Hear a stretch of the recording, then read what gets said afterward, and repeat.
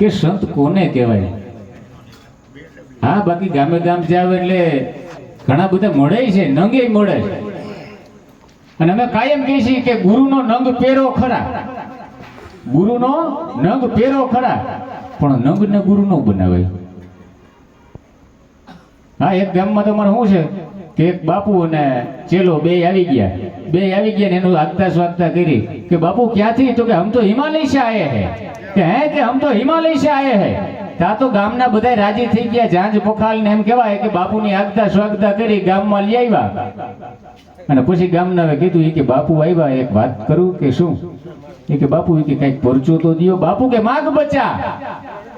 એટલે ઓલા માણાએ ખાલી એટલું કીધું કે બાપુ કે એક કામ કરો, મને એક જ પરચો આપો. તો કે શું? કે આખા ગામના કોઈના ખેતરમાં કાલે વરસાદ થવો ન જોઈએ, મારા એકના ખેતરમાં વરસાદ થાય તો હું માનું કે બાપુ હાચા. હવે આવું બને ખરું? બાપુ કે તથાસ્તુ. પ્રભાતનો પોર થયો, સવારનો પોર થયો, અને ઓલો જોવા ગયો તો એના એકના ખેતરમાં જ પાણી, બાકી બધેય કોરાડું છે. ગામના રાજી થઈ ગયા.